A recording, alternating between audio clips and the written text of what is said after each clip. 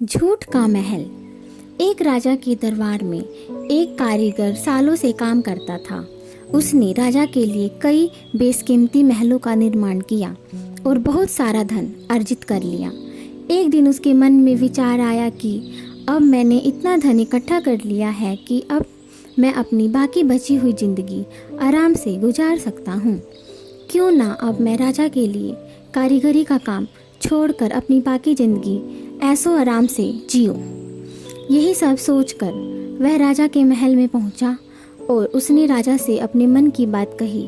राजा ने कारीगर की पूरी बात बड़े ध्यान से सुनी और कारीगर से कहा, तुमने हमारे लिए कई बेशकीमती महलों का निर्माण किया है। हमारे राज्य में तुम जैसे कुशल कारीगरों की बहुत आवश्यकता है, लेकिन जैसा कि तुमने बताया कि अब तुम यह काम नहीं करना चाहते, हम तुम्हें ससम्मान जाने की इजाज़त देते हैं।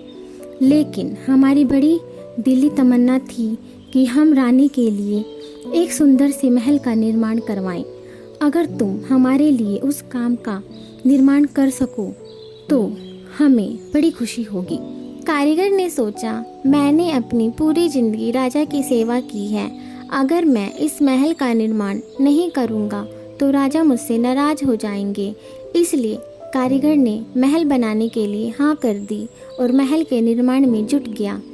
काम करते करते अचानक उसके मन में विचार आया कि क्यों ना जल्दी से इस महल का निर्माण करके मैं विदेश यात्रा पर निकल जाऊं। बस फिर क्या था, कारीगर ने जल्दी काम खत्म करने के चक्कर में भूसी दीवारें खड़ी कर दी। दीवारों पर ऊपर से सीमेंट की परत चढ़ती गई और अंदर से खोखली परंतु ऊपर से सोने जैसे चमक दमक वाला महल जब बनकर तैयार हुआ, कारीगर फटाफट राजा की सेवा में उपस्थित हुआ और बोला, महाराज, महल तैयार है। अगले दिन राजा महल का निरीक्षण करने आया। महल वास्तव में बहुत ही आकर्षक और सुंदर दिखाई पड़ रहा था। राजा ने कारीगर की बहुत प्रशंसा की और बोला, मैं तुम्हारे काम से बहुत प्रसन्न हूँ और सोच रहा हूँ क्यों ना यह महल तुम्हें ही पुरस्कार में दे दूँ। इतना कहकर राजा ने वह महल उस कारीगर को पुरस्कार में दे दिया और वहाँ से चला गया। राजा के जाने के बाद कारीगर अपने किए पर बहुत पछताया और मुंह छिपाकर रोने लगा।